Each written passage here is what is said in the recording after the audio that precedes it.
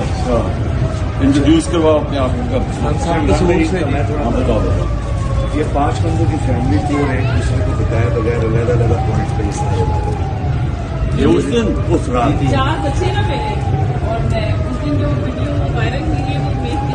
مجھے تو پتہ ہی نہیں تھا. ہاں صاحب یہ تو ابھی 3 دستے تھے پولیس کے نا جو کھڑے تھے, ان سے میں یہ کہہ رہی تھی کہ آپ مطلب کس اس سے مطلب کیا ہم پاکستانی نہیں ہیں یا آپ انڈین ہو یا ہم انڈین ہو؟ مجھے اس چیز کا جواب چاہیے. بتاؤ نا کس لیے آئے ہو؟ وہ کہتے ہیں ہم مجبور. میں نے کہا تمہیں رزلٹ اس کا کوئی اللہ پہ بھروسہ نہیں ہے؟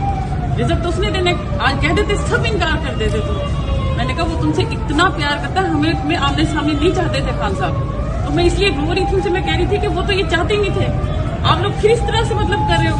تو وہ ایس پی تھا نا ایک, اس نے دیکھا کہ مطلب یہ بڑا بول رہی ہے, اس نے کہا پکڑو اس کو ڈالے میں ڈالو. میں نے کہا ہاں ڈالے میں ڈالو, مجھے ساری گولیاں یہاں کھا کر جاؤں گی, زندہ نہیں جاؤں گی. تم نے کیا سمجھایا؟ وہ کہتا ہے اس نے مجھے گالی دی نا. ایس پی نے ہاں جی. وہ کون تھا؟ اب مجھے یہ پتا, بتایا آپ کو اگر پتا ہوتا میں اپنے گھر وہ خان صاحب جاتی. مال روڈ پہ تھا, وہ ایس پی مال روڈ پہ اس نے گالی کی. آپ نے خان صاحب ویڈیو دیکھی ہوگی ان سے پولیس والوں سے جو فائٹ کر رہی تھی نا, وہ بدلا پورا لیے میں نہیں چھوڑتی ہوتی بدنامی. میں نے اسی وقت میں نے کہا جو مجھے گالی دی ہے وہ تیری ماں تیری بہن بغیرت کے بچے. یہ تو بڑا بول رہی ہے اس کو. پھر مجھے ادھر سوٹی ماری اچھی سی نا ذرا زور سے. میں نے کہا سوٹی سے کیا ہوتا ہے, گولی مارو نا, مارو گولی ادھر.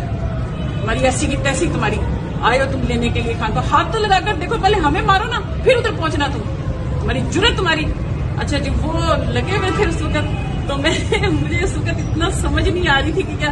مجھے یہ تھا کہ میں نے کہا آپ بیٹا بھائی ہو ہمارے, تم پیدا ہوتے ہو, ہم دعائیں کرتی ہیں, ہم مائیں ہمارے بیٹا دے اللہ بھائی دے.